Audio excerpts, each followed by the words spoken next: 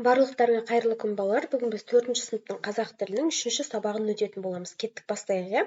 Байлығым байтақ елім, монолог құрай аламын. Мәтіннің тақырыбы мен негізгі ойды анықтауды, тірек сөздермен монолог құрауды үйренемін. 11-ші жаттығу мәтінді түсініп оқы. Өте ертеде бір дана қария дүниеден өтерінде қасына ұлын шақырып алып, балам, дүниемен қоштасар күнім жақын. Өзіңе қалдырып бара жатқан асыл қазынам бар. Сен соны іздеп тап, ұқыпты пайдалан, ұқсатып қолдан депті. Күндердің күнінде бала әке қалдырған қазынаны іздеймін деп әбден шаршайды. Бірақ әкеден қалған қазына таптырмайды. Амалы таусылған бала ел ішінде көпті көрген бір қариядан ақыл сұрай барады. Әкеңнің сөзі рас балам. Оның саған қалдырған қазына мұрасы тіл. Әкең сөзге шешен кісі еді ғой. Бәрімізде сөз асылын сенің әкеңнен үйрендік. Тілден қымбат қазына жоқ деп, кемеңгер қария аталы сөздің шешуін айтыпты. Ол кім? Бұл не кітабынан? Балалар, енді астындағы тапсырмаларды орындайық. Мәтін кім немесе не туралы? Асыл қазына туралы, дана қария туралы, тілден қымбат қазына жоқ екендігі туралы. Негізгі ой айтылған бөлікті көшіріп жаз. Үшінші, қайсысы мәтіндегі негізгі ойдың қысқаша атауы болатын таңда дейді. Тіл қымбат қазына, әке аманаты немесе аталы сөздің шешуі дейді. Енді балалар, мәтін кім немесе не туралы? Мәтін қымбат қазына жоқ екендігі туралы, иә? Екіншісі, негізгі ой айтылған бөлікті көшіріп жаз дейді. Оның саған қалдырған қазына мұрасы тіл. Әкең сөзге шешен кісі еді ғой.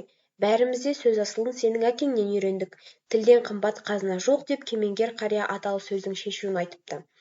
Келесі бізде қайсысы мәтіндегі негізгі ойдың қысқаша атауы болатын таңда дейді. Бұл жерде аталы сөздің шешуі деген ол бізде негізгі ойдың қысқаша атауы болады екен, иә балалар? Келесі 12-ші жаттығу мақал мәтелдерді жатқа жаз дейді. Бірінші, өнер алды қызыл тіл. Екінші, сөзден асқан байлық жоқ, тілден асқан жүйрік жоқ. Үшінші, сөз қадірін айтқан білер, жол қадірін жортқан білер. Жоғарыдағы мәтіннің мазмұнына бұл мақал мәтелдің қайсысы сәйкес келеді дейді. Балалар, бұл жерде екінші, яғни сөзден асқан байлық жоқ, тілден асқан жүйрік жоқ деген мақал мәтел сәйкес келеді екен, иә?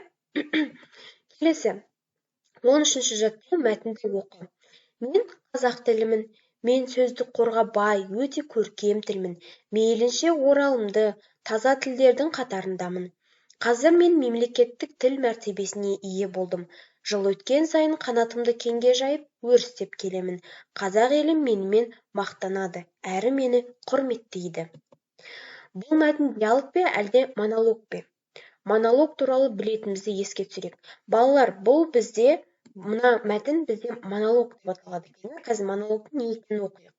Монолог сөйлеушінің өз ойын бір немесе бірнеше адамға арнап айтатын ауызша сөйлеу әрекеті. Монолог жазбаша түрде де кездеседі.